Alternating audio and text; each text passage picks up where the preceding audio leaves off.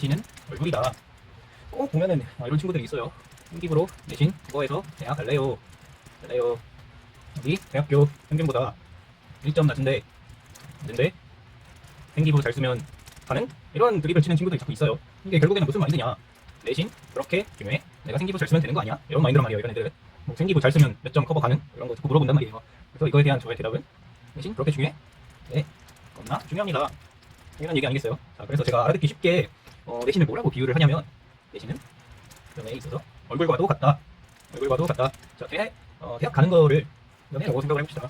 그리고 이거를 내신 그리고 비교과를 뭐 기타 다른 요소들 성격이 될 수도 있고 뭐 자산이 될 수도 있겠고 뭐 기타 등등 뭐 센스 등등 뭐 패션 뭐 등등 뭐 이런 것들이 있겠죠. 이런 거라고 생각을 해보시면 좀 이해가 잘 되실 거예요. 자, 그러면 내신이 왜 중요한지를 하나씩 설명을 드릴게요. 중요한 거 난이도입니다. 자, 저같이 생긴 이제 4점짜리 사람이 있고 뭐 겁나 잘생기고 예쁜 8점짜리 사람이 있다고 생각을 해봅시다. 자, 이 4점짜리 사람이 연애를 하려면 어떻게 해야 돼요?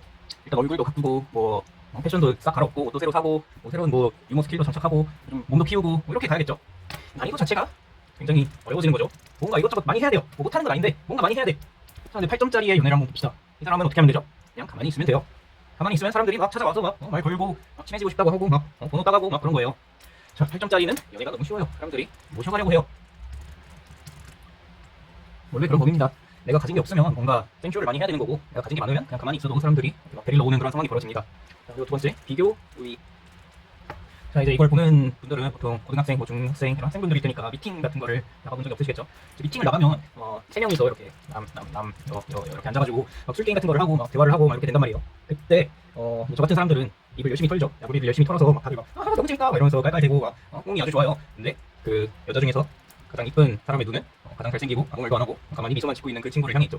그리고 미팅이 끝나면 그 친구 둘이서 이렇게 나가죠. 저는 아가리는 내가 다 털었고 내가 다 웃겼지만 혼자 가는 그런 상황이 벌어집니다.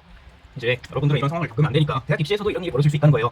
자, 이렇게 두 친구가 있으면 내신 3친구가 활동은 진짜 열심히 했어요. 활동을 진짜 막 이것저것 대회 활동 나가고 뭐 막 말만 들으면 거의 무슨 박사급 뭐 연구 막 논문을 쓰고 있고 그런 친구인데 이 두 친구가 동시에 같은 대학에 지원을 하잖아요. 그러면 막상 생기부는 눈에 조금 덜 들어와요. 왜냐면 눈에 딱 보이는 건 내신이니까 확실하게 차이가 나는 건 내신이니까. 그래서 이렇게 쓰는 경우에는 보통 내신을 같이 쓴 내신이 더 높은 경우가 유리하단 말이에요. 그래서 내신 높은 친구랑 같은 학교 같은 과를 쓰지 말라는 그런 얘기가 있기도 한데 그래서 재롱은 공이 부려놓고 그 돈은 다 내신 높은 친구가 가져간다 이 말이죠. 그리고 세 번째, 해석의 차이라는 게 발생을 합니다. 카리나가 애교를 부리면 어떻죠? 좋아 죽겠죠? 근데 이제 한 2점짜리가 애교를 부린다고 생각을 해보세요. 어떻게 써요? 꼴도 보기가 싫죠?